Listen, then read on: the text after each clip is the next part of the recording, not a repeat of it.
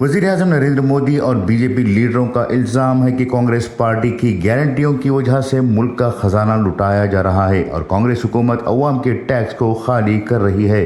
कर्नाटक, तेलंगाना और पंजाब जैसी रियासतों, इसके अलावा भाजपा की अपोजिशन जमातों की हुकूमतों पर बीजेपी का कहना है कि वो मुल्क का दिवालिया निकाल रही हैं।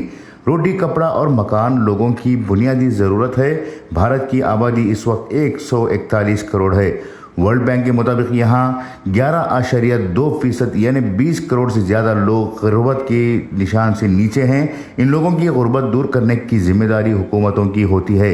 ऐसे में कांग्रेस पार्टी इन गरीबों की फलाह व बहबूदी के लिए स्कीमें राइज करती है तो इसे बीजेपी निशाना बनाकर पैसा लुटाना कह रही है। सवाल यह है कि मुल्क के शहरियों को आसानियां फराहम करने के सिस्टम को क्या हम फजूल खर्ची कह सकते हैं? कई यूरोपीय ममालिक में जहां हुकूमतें टैक्स वसूल करती हैं, वहीं वहां के लोगों को मुफ्त सेहत, तालीम और रोज़गार की गारंटी देती है। अगर रोज़गार नहीं मिलता है तो ऐसे लोगों को माहाना अखराजात के लिए माखूल रकम दी जाती है। ऑस्ट्रेलिया, फिनलैंड, कतर, कुवैत जैसे ममालिक अपने शहरियों के लिए कई सालों से मुफ्त तालीम दे रहे हैं। हालांकि इन ममालिक में आबादी कम है और आमदनी ज़्यादा है, लेकिन भारत जो आबादी के लिहाज से दुनिया का दूसरा बड़ा मुल्क है, जहां की आबादी 141 करोड़ से ज़्यादा है, वहां तमाम लोगों को ये सारी सहूलत पूरी तरह से मुफ्त तो नहीं दी जा सकती। अलबत्ता गरीबों को जब सहूलियत दी जाती है तो आखिर बीजेपी को एतराज़ क्यों है? अगर कोई हुकूमत गरीबों को मुफ्त सफ़र की इंतज़ाम करती है, सेहत का इंश्योरेंस, चावल, बिजली और बेरोज़गारी का भत्ता दे रही है तो इससे मुल्क के ख़जाने पर कोई असर नहीं पड़ेगा। कर्नाटक की कांग्रेस हुकूमत ने अपनी 5 स्कीमें, जिनमें मुफ्त सफ़र, बेरोज़गारी का भत्ता, मुफ्त चावल और बिजली देने के लिए 1 साल के लिए 54,000 करोड़ रुपयों का बजट तय किया है। कर्नाटक जैसी रियासत के लिए ये बजट बड़ा नहीं है। अब बात करते हैं इस मामले की जिसमें भारत को असल में लुटाया जा रहा है।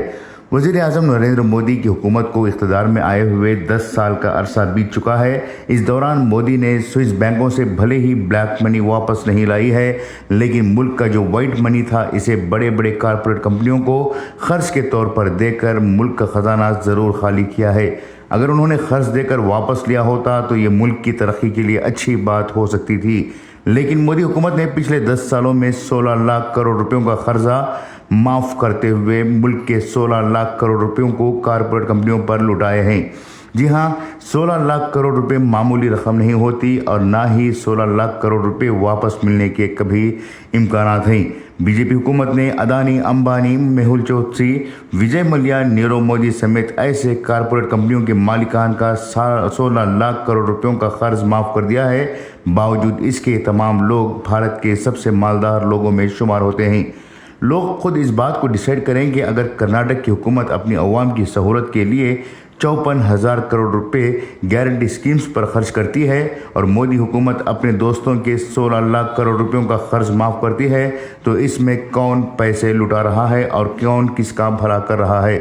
मुल्क में बेटी पढ़ाओ बेटी बचाओ का नारा जहां झूठा साबित हो रहा है, वहीं बिलियनर बढ़ाओ बिलियनर बचाओ का नारा सच साबित हो रहा है। मुल्क को तरक्की की जानिब ले जाने के बजाय तबाही की जानिब कौन ले जा रहा है, ये बात अब भारत की अवाम ही तय कर सकती है।